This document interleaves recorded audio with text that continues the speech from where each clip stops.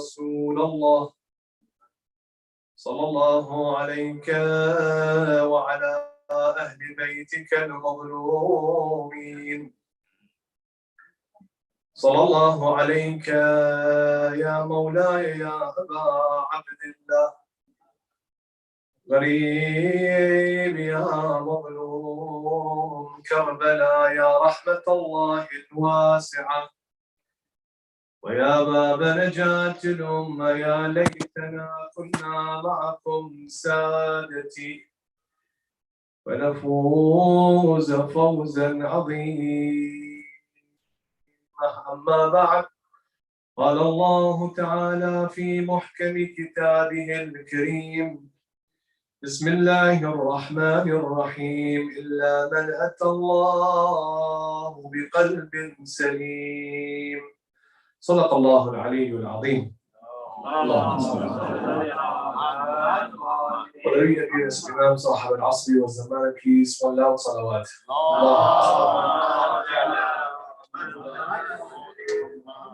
One of the rules of fasting, some people they ask me this question: if I show to others in some place sometime, if they found that I am Muslim, it's dangerous for my life. So I cannot pray, I cannot fast, because my life is in danger. So in this case, I cannot fast. First of all, it's allowed or it's not allowed? We have a narration from Imam Sadiq alayhi salam. One time, one of the Khulafa at that time invited Imam al-Sadiq, and it was exactly the last day of month of Ramadan. That Khalifa, he said, today is Eid. And you know that. It wasn't Eid, but he said it's Eid. Why? Because he was looking for any reason to kill Imam al-Sadiq. He invited Imam al-Sadiq and he was celebrating Eid. Imam alayhi salam came in his place and he offered him food. He was looking for any mistake, any reason to kill Imam al-Sadiq. You want to say that this Imam, this Ja'far al-Sadiq is against me, I'm going to kill him. Imam was fasting, but that guy, he celebrated that day as a Eid. He offered Imam the food. Imam started eating. And he said, one day I broke my fast to save my life. Then that means it is wajib. If really my life was in danger and I cannot practice Islam for a while only to save my life, then it's allowed to do that. And we call this one taqiyya.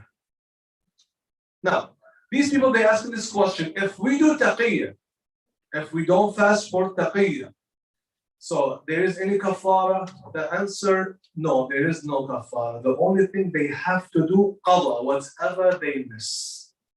So if my life was in danger, then yes, I can just to act like if you are not Muslim, only to save your life. Sallu ala Muhammadin wa ali Muhammad.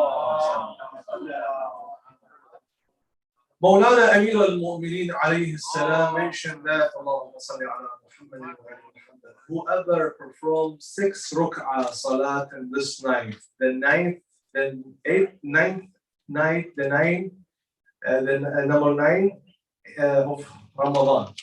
Tomorrow's number 9, so today the prayer for this night. Whoever performs 6 ruk'ah, in each ruk'ah, like morning prayer as usual, as we said, so 2 by 2 by 2. In each ruk'ah, Al-Fatiha, recite Surah Al-Fatiha, and 7 times Ayatul Kursi. So 6 ruk'ah, Al-Fatiha, 7 times Ayatul Kursi. After the salam, after when you finish all the prayer, 50 times Allahumma salli ala Muhammadin wa ali Muhammad. So say salawat for 50 times. Then Al-Fatiha, Ayatul Kursi 7 times. And when you finish for all the salahs, 50 times Allahumma salli ala Muhammadin wa ali Muhammad. What's the reward? Amir al-Mu'mineen mentioned that whoever performed this salah this night, Allah subhanahu wa ta'ala will accept his a'mal from him the same way that he accepted from the shaheed, those people who died for the sake of Allah, those who give their life for the pleasure of Allah subhanahu وتعالى. صلوا على محمد وآل محمد. So as we mentioned yesterday, the recommended salah is not necessary to stand up, do it as usual. If you cannot, when you're sitting, driving, walking, just recite the salah. It's recommended. Allah subhanahu wa ta'ala mentioned that إِلَّا مَنْ أَتَى اللَّهِ بِقَلْبٍ سَلِيمٍ. Only those who come to Allah with a pure heart. We have some people, unfortunately, whenever they go, you have a center, you have masjid, you have Islamic center, you have a school. When they go in there, always they looking for the negative point. This is wrong, this is wrong, they don't like this. Always they give excuse and they saying, oh, it's bad. They don't look, for example, in that school, people, they worship Allah. There's a majlis. In that school, we have some kids, they are learning. Some people, they praying there. They don't look to the benefits, only they look to the negative. In reality, these people, they are sick. They have illness in their heart. As a mu'min, as a believers, we have to be careful from this. These people, they have jealous in their heart. They have jealous in their heart. They cannot see that other people, they do something and they don't do anything. That's why always they try to make other people down. It's related that one of our maraja, one time he went to visit one of his friends. They were friends since they were child. And his friend was very sick and he was going to die. When he went to visit him, he saw him that he's going to die. So he said next to him, he started teaching him, telling him, Talqeen, say, Ashhadu an la ilaha illallah, Muhammad Rasulullah, Aliyan Waliyullah. That marja was helping his friend, and he was dying. So the sick person, for 1 second, he opened his eye and told him that, do you remember when you look at the marja? He told him that, do you remember when we were together, when we used to stay together in the school, at Hawza Almiya?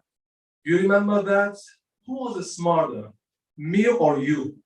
The marja told him that you had more knowledge than me. You were smarter than me. He told him that who had more experience, me or you, or marja? The marja told him that you had more experience than me. He told him that who used to answer the teacher faster, you or I? He told him that you had more knowledge than me. Then the one that who was going to die, he told him, can I have that Quran? He gave him the Quran. The marja thought this bad person going to kiss the Quran, going to recite some surah from the Quran. But what he did, he spit on the Quran. And he told him that Allah wasn't fair with me. Because all the time I had more knowledge than you. You became a marja and I became nothing. So we have some people in this life, they have this illness in their heart. Amir al-Mu'minin alayhi salam saying that, طَهَّرُوا قُلُوبَكُمْ مِنْ دَنَسِ السَّيِّئَاتِ. Purify your heart from the illness. Don't make your heart to be sick. One time Prophet Musa alayhi salam, he asked Allah subhanahu wa ta'ala, Ya Allah, you're going to give your mercy on the day of judgment to which group of people? Allah told him, those who are coming to me and they have a pure heart. If you have heart without illness, if you have a pure heart, Allah subhanahu wa ta'ala will cover you with His mercy in this life and hereafter. Scholars, they're saying that if a mu'min want to try to have a pure heart, the first thing they have to do, they have to try to perform all the wajibat. Don't give excuses for any wajib. All the wajib on time. Not only have to perform them, try to do them on time all the time. And not only you have no right to do the haram, or you have no right to think about haram. You have to dislike the haram. If you want to perform your heart, if you want to clean your heart, you don't like your heart to be sick. The scholar is saying that you have to dislike the haram. You don't do the haram. Yes, as a Muslim, as a believer, we don't do the haram. There are many muharramat.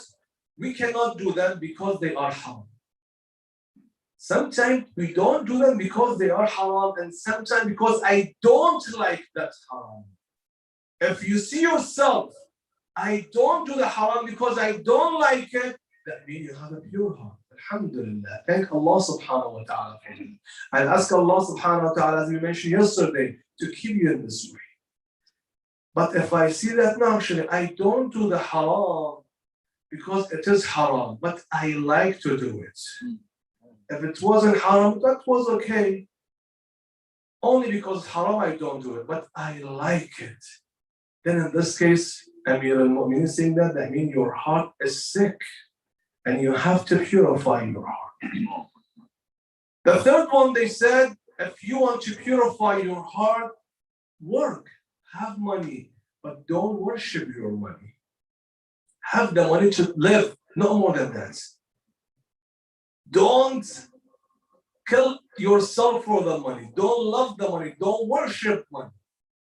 Have the money to live. That's it, no more than that.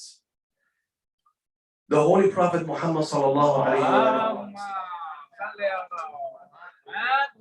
mentioned that if you want to have a pure heart, then اذكروا هادم اللذات. They asked the Holy Prophet, what is that? He said, remember the thing that will take the happiness from you. What is that, Ya Rasulullah? O Messenger of God, he said, death.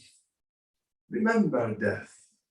Anytime a believer, always when they remember death, they remember that they are going to die, always they're going to have pure heart. They're going to purify their heart. Salman al-Farisi, and who's Salman? Salman al-Farisi, Salman minna Ahl al-Bayt. Ahl al-Bayt, they consider Salman, he's one of them. One time, he went to one of the grave and he started talking with that person inside the grave. Salman minna Ahl al-Bayt. So Salman, he reached to a level that Ahl al-Bayt, they said, he's from us. Inshallah, we can reach to the same level as Salman. Inshallah. Salman, he was from which family? He was from a family that they used to worship fire. Non-believer family. But he was looking for the truth. And he reached to that one. Anyway, so he went to one of the grave and he asked the dead person by Allah's permission, what happened to you when they put you inside the grave? What happened to you when they put you inside the grave, not after? The dead person told him that when they put me in the grave, I felt like somebody pushed me from the heaven to the earth. It's only how many feet? Maybe 10 feet, 6 feet, no more than that. The grave. I felt that it was like more than somebody pushed me from the heaven to the ground, to the earth. One day, all of us are going to be in this position. Inshallah, Allah subhanahu wa ta'ala is going to prolong everyone's life. But this is the life. One day we're going to find ourselves inside that grave. What's else? He told him that the dead person said to Salman al-Farisi, when my family, they left me, they closed my grave, and they start leaving me. I wish if I could go with them back. And I heard a voice came to me and said, Kalla, never, your time is gone.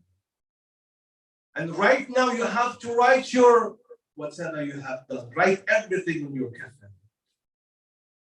Then the Holy Prophet saying that if you want to purify your heart, then remember death. Amir al-Mu'minin alayhi salam. He's saying that لا يسلم قلب حتى تحب لمؤمن ما تحب لنفسك. Amir al-Mu'minin is saying that if you like to have a pure heart, then whatever you like for yourself, you have to first like it for others.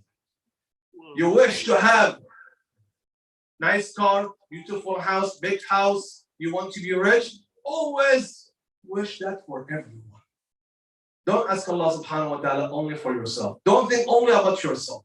Amir al-Mu'minin saying that if you want to have a pure heart, then you have to wish the goodness for everyone. Imam Hassan al-Mushtaba alayhi salam. Inshallah, in a few days we're going to have his birthday, the 15th of Ramadan, inshallah. Sallu ala Muhammad wa Imam Hassan saying that if you want to have a pure heart, then always, if there's any doubt in anything, don't do it. Like what? You have no idea if this is haram or halal, don't do it. This food, haram or halal, don't eat it.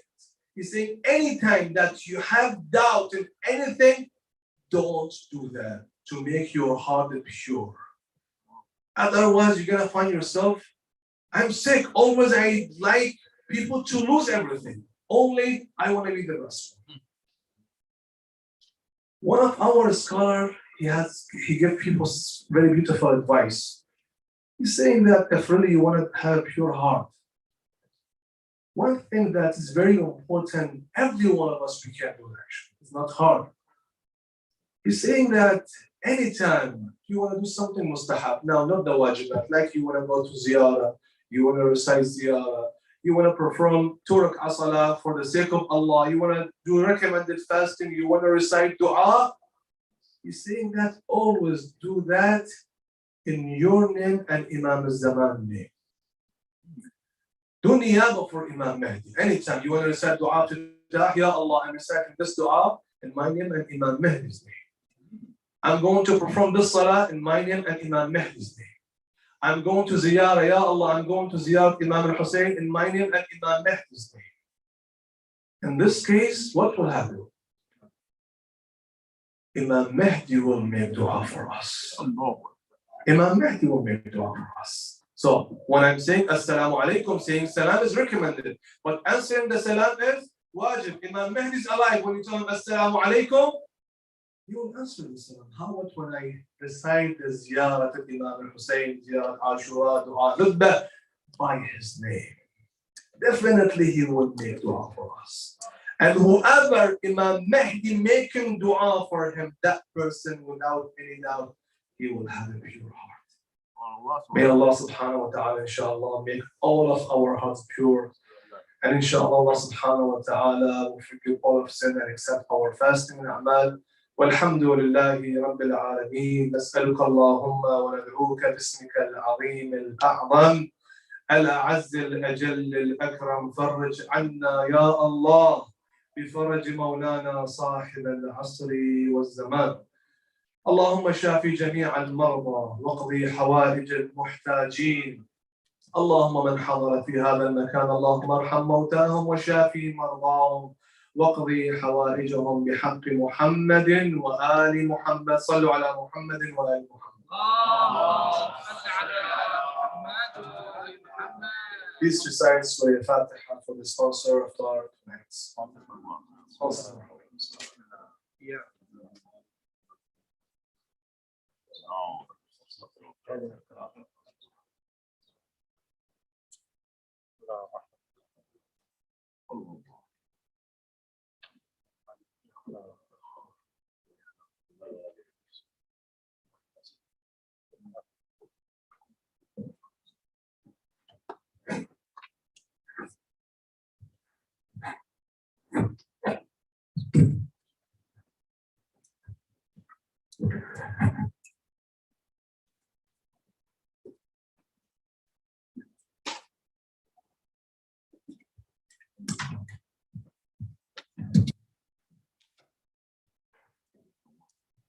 اللهم صل على محمد وعلى محمد. أعوذ بالله من الشيطان الرجيم. بسم الله الرحمن الرحيم.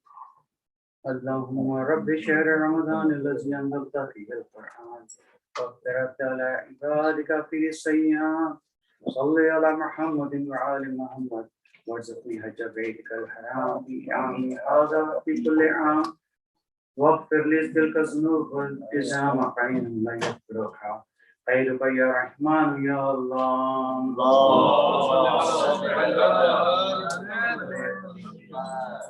أعوذ بالله من الشيطان الرجيم. بسم الله الرحمن الرحيم. اللهم إني أفتتح الثناء بحمدك وأنت مسدد للصواب بمنك وأنت أنك أنت أرحم الراحمين في موضع العفو والرحمة وأشد المعاقبين في موضع النكال والنقمة وأعظم المتجبرين في موضع الكبرياء والعظمة.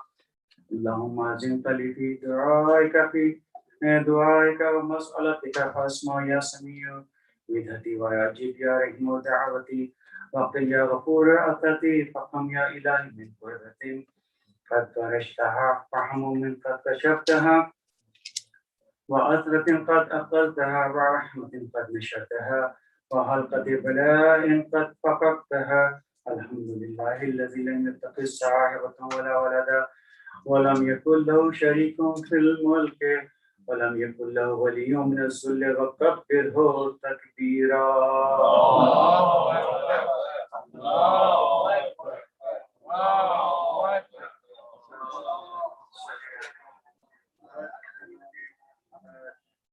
الحمد لله جميع محامدي كلها لا جميع نعمتي كلها. الحمد لله الذي لا متعد له في ملكه ولا منازع له في أمره. الحمد لله الذي لا شريك له في خلقه ولا شبيه له في عظمته. الحمد لله الفاشي في القلب أمره بحمده الظاهر بالكرم مجده الباسط بالجود يده الذي لا تنقص خزائنه ولا تزيده كثرة العطاء إلا جودا وكرما إنه هو العزيز الوهاب. اللهم إني أسألك قليلا من كثير مع حاجة في إليه عزيمة وغناك عنه قديم وهو عندي كثير وهو عليك سهل يسير.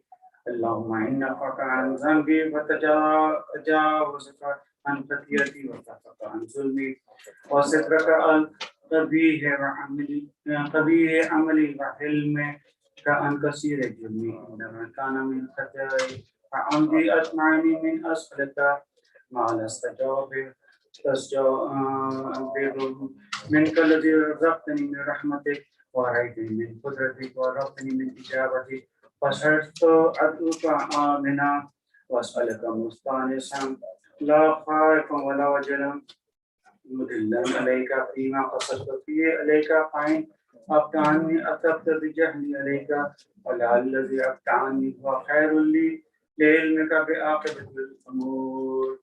ولم أر مولا كريما أصبر على عبد عليه منك إلي يا ربي إنك تأتوني فولي أنك وتتحبب إلي فتتبغض إليك وتتبغض إلي فلا أقبل منك كان لي يتول عليك عليك فلم يمنعك ذلك من الرحمة لي والإحسان إلي وتفضل علي بجودك كرمك فارحم عبدك الجاهل وجود عليه بفضل إحسانك إنك جواد كريم. الحمد لله مالك الملك مجري الفلك مسخر الرياح خالق الإصبات ديان الدين رب العالمين. الحمد لله على علمه بعد علمه بعد الحمد لله على قدرته بعد قدرته. الحمد لله على طول أناته بغضبه وهو قادر على ما يريد. الحمد لله خالق الخلق وباسط الرزق خالق الإصباح ذو الجلال والإكرام والفضل والإنعام الذي فاض ولا يرى فقرب فشهد النجم تبارك وتعالى. الحمد لله الذي ليس له منازع يعادله ولا شبيه يشاكله ولا زهير يحاذله فرحى بعزة الأعزة وتواضع لعظمة الحسنى وبلغ بقدرة ما يشاء. الحمد لله الذي يجيبني من ناديه ويسر علي كل عورة وناسيه ويلزم النعمة علي ولا أجازيه فكم من معرفة هنيئة قد أعطاني وزيمة مخوفة قد كفاني مع وحدة مؤمنة قد أراني وأثني عليه حامدا واذكره مسبحا. الحمد لله الذي لا يخلق حجابه ولا يخلق فعابه ولا يرد سائله ولا يطيب عامله. الحمد لله الذي يؤمن الخائفين وينجي الصالحين ويغفر المستضعفين ويدع المستكبرين ويهلك ملوكا ويستخلف الآخرين.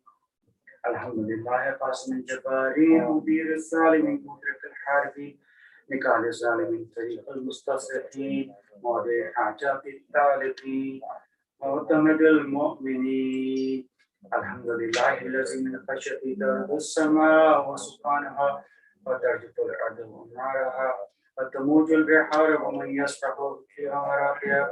الحمد لله الذي هدانا لهذا وما كنا لنهتدي لولا أن هدانا الله. الحمد لله الذي يخلق ولم يخلق ويرزق ولا يرزق ويطعم ولا يطعم ويميت والأحياء ويحيي الموتى وهو حي لا يموت بيده الخير وهو على كل شيء قدير. اللهم صل على محمد عبدك ورسولك وأمينك وصفيك وحبيبك وخيرك من خلقك وحافظ سرك ومبلغ رسالاتك أفضل وأحسن وأجمل وأكمل وأزكى وأنمى وأطيب وأطهر وأسنى وأبدى ما صليت وباركت وترحمت وتهننت وسلمت على أحد من عبادك وأنبيائك ورسلك وصفوتك وأهل الكرام عليك من خلقك. اللهم صل على يدهم المؤمنين ووسير رسول رب العالمين عبدك ووليك وخير رسولك حجتك على خلقك وآيات الكبرى والنبأ العظيم. وصل على الصديقة الطاهرة وفاطمة سيدة نساء العالمين. وصل على سيد الرحمة وإمام الهدى الحسن والحسين سيد شباب أهل الجنة. وصل على أئمة المسلمين علي بن الحسين ومحمد بن علي وجعفر بن محمد وموسى بن جعفر وعلي بن موسى ومحمد بن علي وعلي بن محمد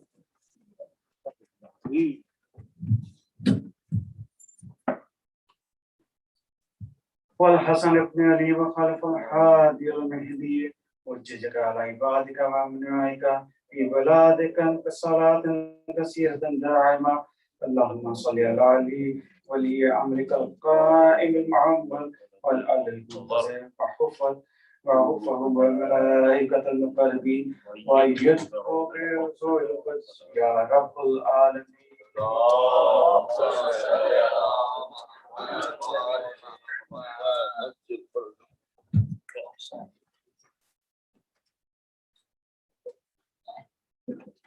اللهم اجعل الداعي إلى كتابك والقائم بدينك استخلف وفي الأرض كما استخلفت الذين من قبلهم اغفر له دينه الذي ارتديته له أبدله من بعد خوفه أمنا يعبدك لا يشرك بك شيئا. اللهم عزه عزز به وانصره وانتصر به وانصره نصرا عزيزا وافتح له فتحا يسيرا واجعل له من لدنك سلطانا نصيرا.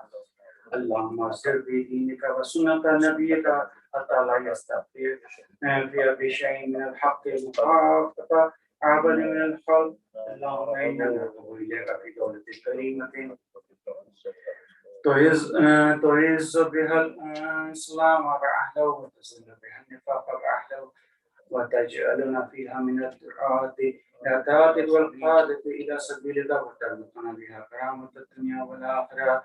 اللهم ما عرفنا من الحق فحملنا وما قصرنا عنه فبلغنا. اللهم المن به شعبنا واشهد ويسر عنا وارزق به فتحنا وكسر به كلتنا واسس به سلتنا واغني به عائلنا واقض به أنواع غير منا واجبر به فقرنا وسد به قلتنا ويسر به أسرنا وضيق به قديمنا وفك به أسرنا وانجز به دربتنا وانجز به فوائدنا واستجب به دعوتنا وآتنا به سؤلنا وبلغنا به من الدنيا والآخرة أعمالنا وآتنا به فوق رغبتنا يا خير المسؤولين وأوسع المؤمنين اشفي به صدورنا واسع به قيد قلوبنا واهدنا لما اختلف فيه من الحق بإذنك إنك تهدي من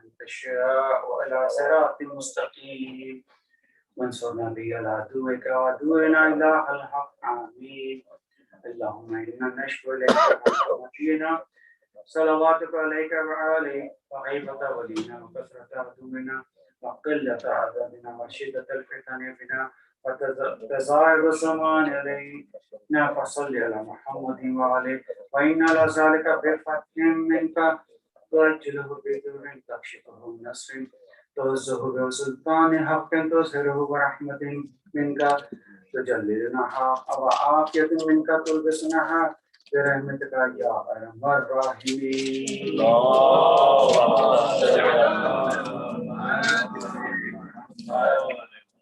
بسم الله الرحمن الرحيم اللهم اطلع على القبور السرور اللهم اغن كل فقير اللهم اشف كل جيران اللهم اقص كل عريان اللهم اعط دين كل مدين اللهم فرج عن كل مكروه اللهم رد كل غريب اللهم كل أسير اللهم اصلح كل فاسد من امور المسلمين اللهم اشف كل مريض اللهم صد فقرنا بغناك اللهم غير سوء حالنا بحسن حالك اللهم اعطنا من الدين واغننا من الفقر انك على كل شيء قدير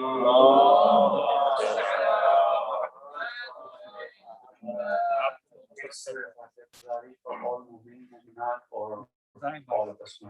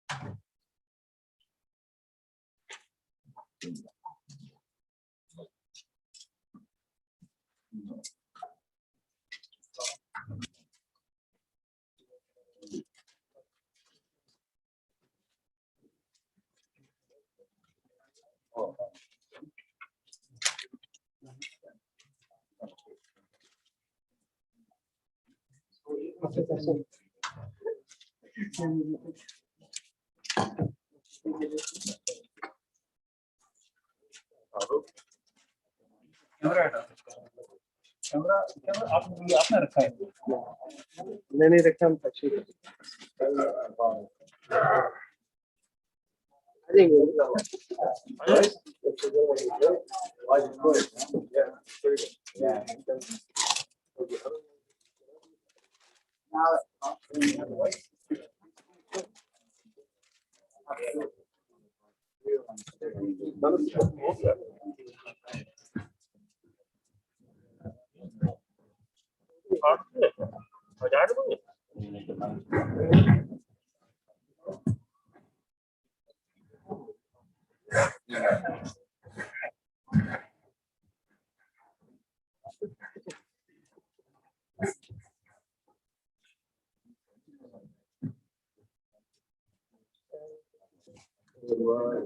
This announcement is especially for Mominats who are on the other side of the screens.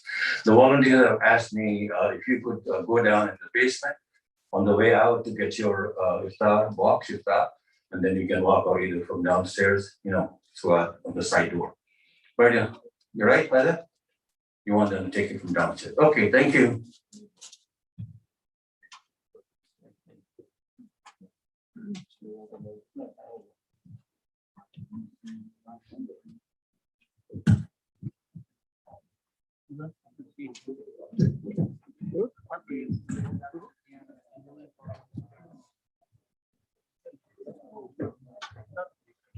أعوذ بالله من الشيطان الرجيم بسم الله الرحمن الرحيم إن الله وملائكته يصلون على النبي يا أيها الذين آمنوا صلوا عليه وسلموا تسليما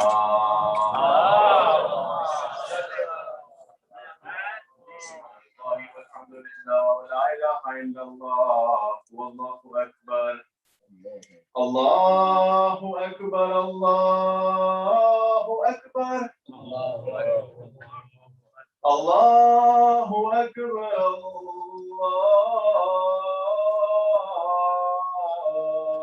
الله أكبر الله أكبر أشهد أن لا إله إلا الله أشهد أن لا إله إلا الله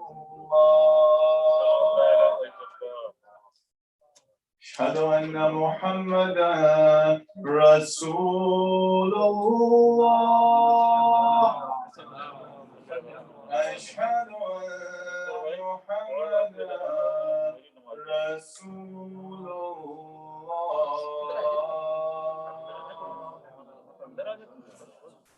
أشهد أن عليا ولي الله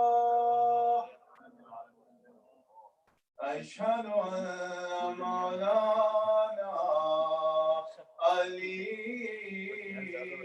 عليا حجة الله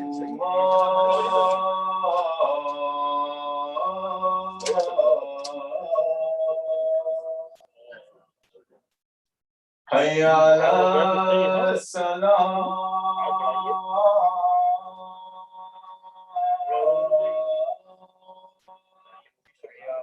حي على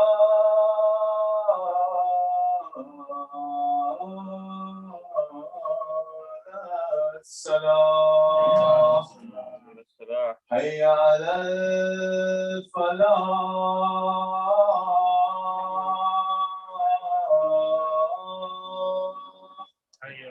حي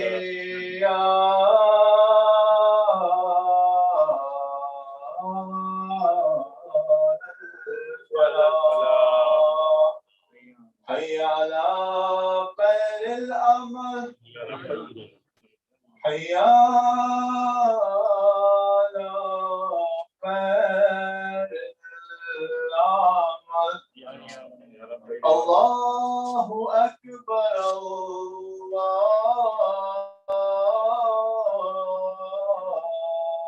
الله أكبر لا إله إلا الله لا إله إلا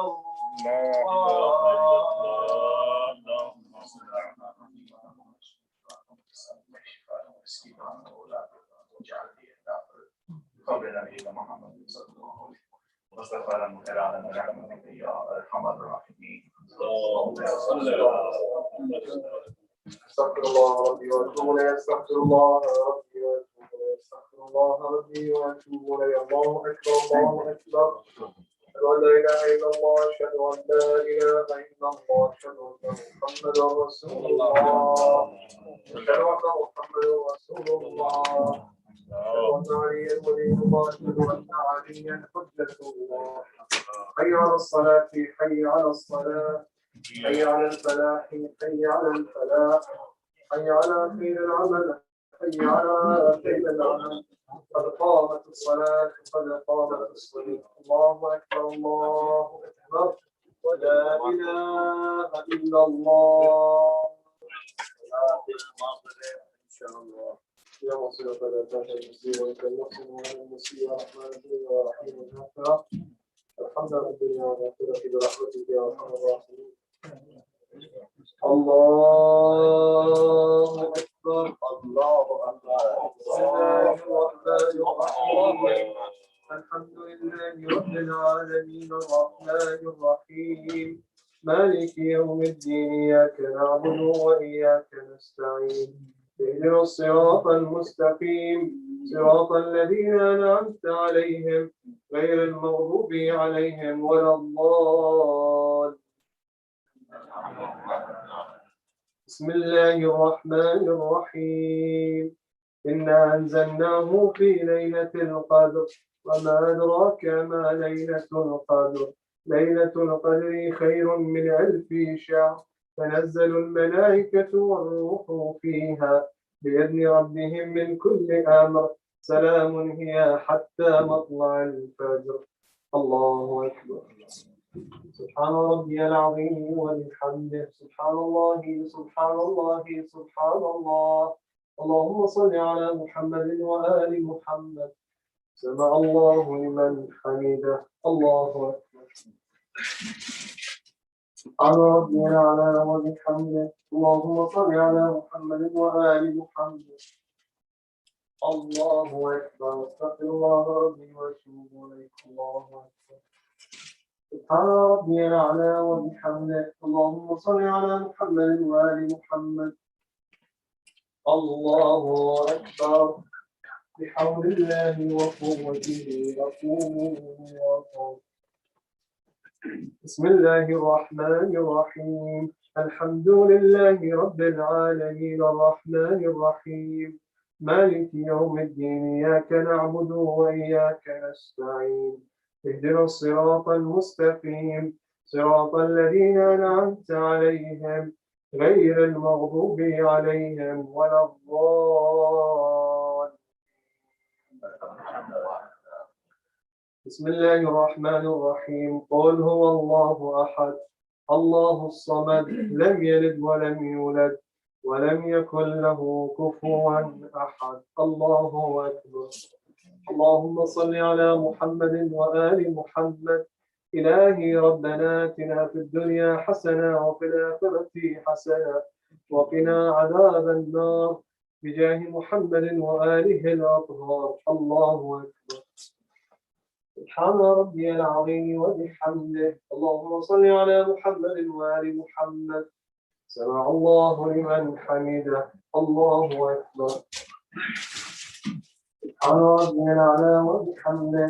اللهم صل على محمد وآل محمد. الله أكبر. استغفر الله ربي وأتوب إليه. الله أكبر. سبحان ربي الأعلى وبحمده. اللهم صل على محمد وآل محمد. الله أكبر. الحمد لله. أشهد أن لا إله إلا الله وحده لا شريك له وأشهد أن محمدا عبده ورسوله. اللهم صل على محمد وآل محمد وتقبل شفاعته في أمته وارفع درجته بحول الله وقوته.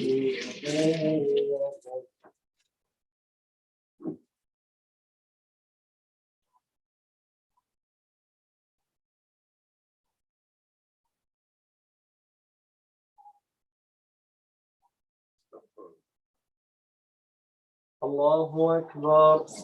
سبحان ربي العظيم وبحمده. اللهم صل على محمد وآل محمد. سمع الله لمن حمده. الله أكبر. سبحان ربي الأعلى وبحمده. اللهم صل على محمد وآل محمد. الله أكبر. استغفر الله ربي وأتوب إليه. الله أكبر. سبحان ربي الأعلى وبحمده. اللهم صل على محمد وآل محمد. يا ولي العافية أسألك العافية عافية الدين والدنيا والآخرة برحمتك يا أرحم الراحمين. الله أكبر.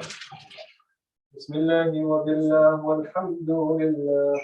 أشهد أن لا إله إلا الله وحده لا شريك له وأشهد أن محمدا عبده ورسوله. اللهم صل على محمد وآل محمد. السلام عليك أيها النبي ورحمة الله وبركاته. السلام علينا وعلى عباد الله الصالحين. السلام عليكم ورحمة الله وبركاته. الله أكبر. الله أكبر. إن الله وملائكته يصلون على النبي يا أيها الذين آمنوا صلوا عليه وسلموا تسليما.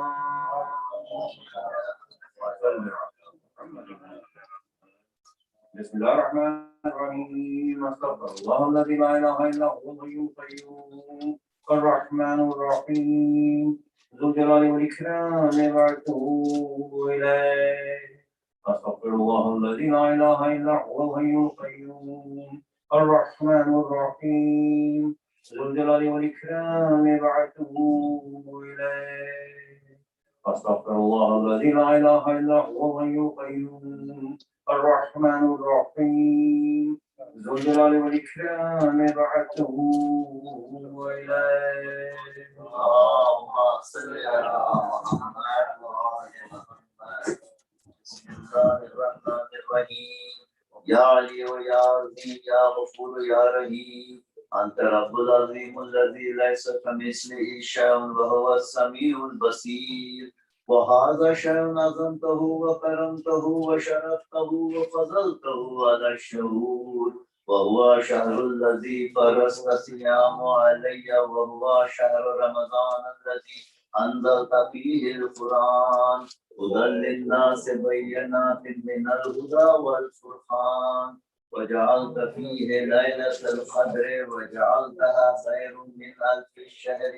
فيا ذا المن ولا يمن عليك من علي بفكاك رغبتي من النار في منتمن عليه وقت من الجنة برحمتك يا أرحم الراحمين.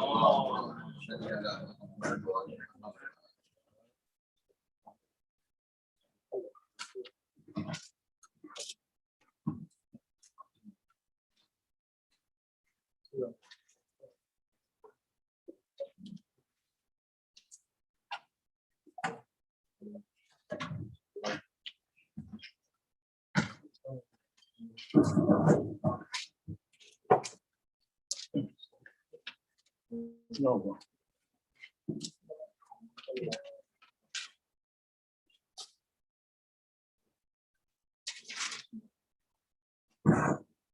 Moment we are recognizing our sponsors this evening, Pakistan, the families of Salman Rizvi, along with the family of Arif Mirza and the family of Pakistan.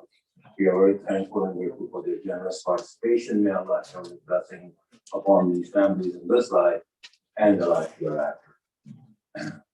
Awaiting your arrival tomorrow evening, the Sari of the families of Marhum Nasir Abbas Rizvi, the family of Asif Zahra Khan, and the family of Hadi Mirza. Please join us tomorrow evening at 6:30 p.m. with the recitation of the Holy Quran. And one more time, this is an announcement for our sisters. If you can pick up your iftari, go downstairs, pick up your iftari from there, and then you can walk out from the side door. Thank you. For Muhammad Ali Muhammad Sallallahu. استغفر الله ربي واتوب اليه. استغفر الله ربي واتوب اليه. استغفر الله ربي واتوب اليه. الله اكبر. الله اكبر. اشهد ان لا اله الا الله. اشهد ان لا اله الا الله. اشهد ان محمدا رسول الله. اشهد ان محمدا رسول الله. اشهد ان عليا ولي الله. اشهد ان عليا حجة الله. حي على الصلاة. حي على الصلاة. حي على الفلاح. حي على الفلاح. حي على خير العمل. حي على خير العمل. قد قامت الصلاة. قد قامت الصلاة. الله أكبر. الله أكبر. لا إله إلا الله. صلاة العشاء. الله أكبر. الله أكبر. بسم الله الرحمن الرحيم. الحمد لله رب العالمين الرحمن الرحيم مالك يوم الدين. إياك نعبد وإياك نستعين. اهدنا الصراط المستقيم صراط الذين أنعمت عليهم غير المغضوب عليهم ولا الضالين. بسم الله الرحمن الرحيم إنا أعطيناك الكوثر فصل لربك وانحر إن شانئك هو الأبتر الله أكبر. سبحان ربي العظيم وبحمده اللهم صل على محمد وآل محمد. سمع الله لمن حمده الله أكبر. سبحان ربي الأعلى وبحمده اللهم صل على محمد وآل محمد. الله أكبر. استغفر الله ربي وأتوب إليه الله أكبر. سبحان ربي الأعلى وبحمده اللهم صل على محمد وآل محمد. الله أكبر. بحول الله وقوته أقول وأقول. بسم الله الرحمن الرحيم. الحمد لله رب العالمين الرحمن الرحيم مالك يوم الدين إياك نعبد وإياك نستعين اهدنا الصراط المستقيم صراط الذين أنعمت عليهم غير المغضوب عليهم ولا الضالين. بسم الله الرحمن الرحيم قل هو الله أحد الله الصمد لم يلد ولم يولد ولم يكن له كفوا أحد الله أكبر. رب اغفر لي ولوالدي كما ربياني صغيرا واجزهما بالإحسان إحسانا وبالسيئات غفرانا الله أكبر. سبحان ربي العظيم وبحمده اللهم صل على محمد وآل محمد. سمع الله لمن حمده الله أكبر.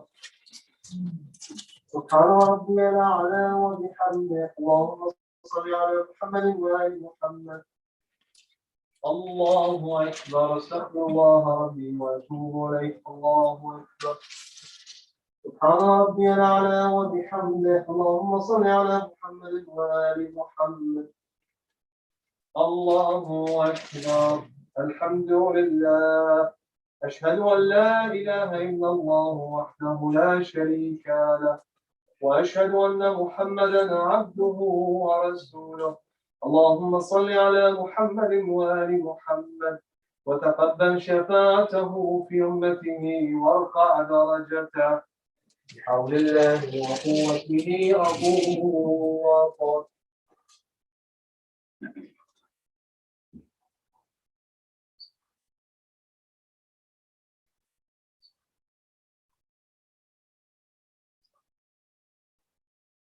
الله أكبر.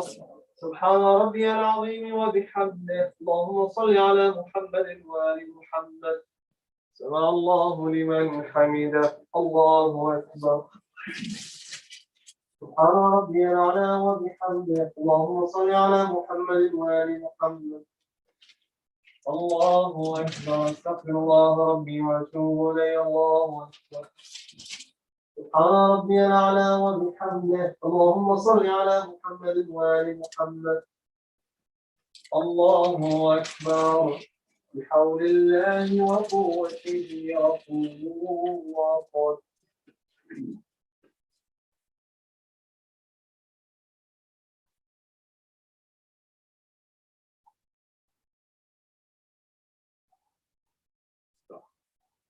الله أكبر. سبحان ربي العظيم وبحمده اللهم صل على محمد وآل محمد. سمع الله لمن حمده الله أكبر.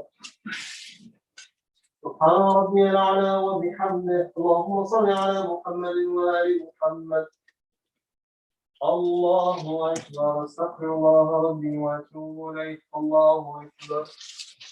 سبحان ربي الأعلى وبحمده اللهم صل على محمد وآل محمد. يا لطيف ارحم عبدك الضعيف يا ولي العافية أسألك العافية عافية الدين والدنيا والآخرة برحمتك يا أرحم الراحمين. الله أكبر. بسم الله وبالله والحمد لله وخير الأسماء الحسنى كلها لله. أشهد أن لا إله إلا الله وحده لا شريك له وأشهد أن محمدا عبده ورسوله. اللهم صل على محمد وآل محمد. السلام عليك أيها النبي ورحمة الله وبركاته. السلام علينا وعلى عباد الله الصالحين. السلام عليكم ورحمة الله وبركاته.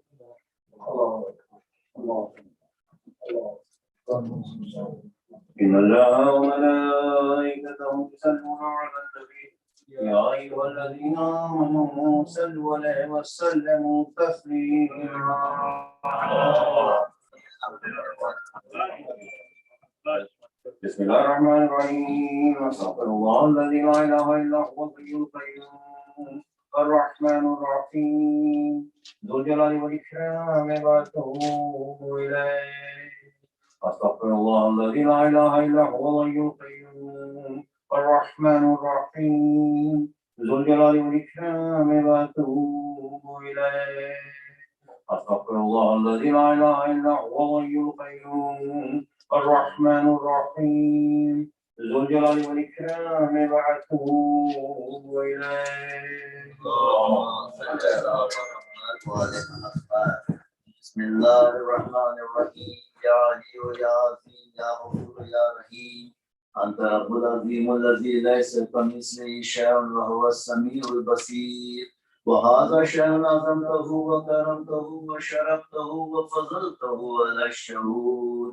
وهو شهر الذي فرضت صيامه علي وهو شهر رمضان الذي أنزلت فيه القرآن هدى للناس بينات من الهدى والفرقان.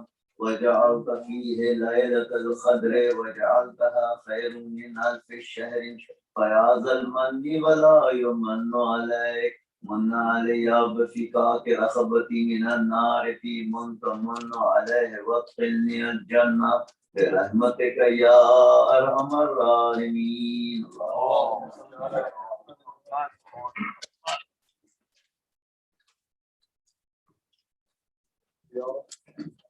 بسم الله الرحمن الرحيم. السلام عليك يا رسول الله. السلام عليك يا حبيب الله. السلام عليك وعلى أخيك أمير المؤمنين علي بن أبي طالب. السلام عليك وعلى ابنتك المظلومة فاطمة الزهراء سيدة نساء العالمين. السلام عليك وعليها وعلى ولديها الإمامين الحسن والحسين ورحمة الله وبركاته. السلام عليك يا أبا عبد الله وعلى الأرواح التي حلت ببنائك. عليك مني سلام الله أبدا ما بقيت وبقي الليل والنهار ولا جعله الله آخر العهد مني لزيارتكم. السلام على الحسين وعلى علي بن الحسين وعلى أولاد الحسين وعلى أصحاب الحسين ورحمة الله وبركاته.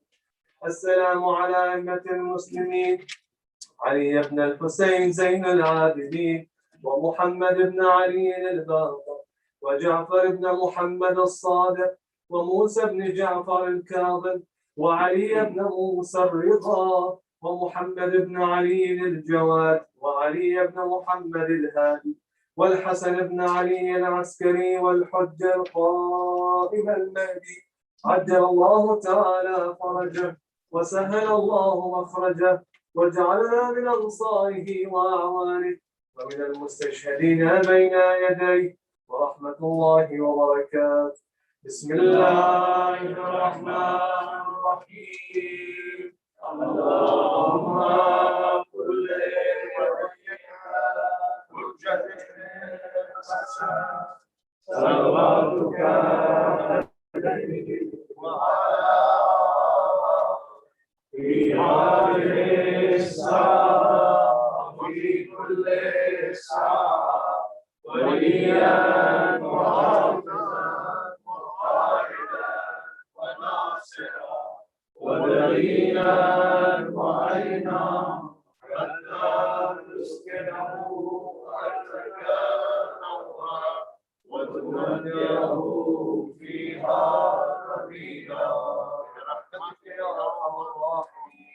صلوا على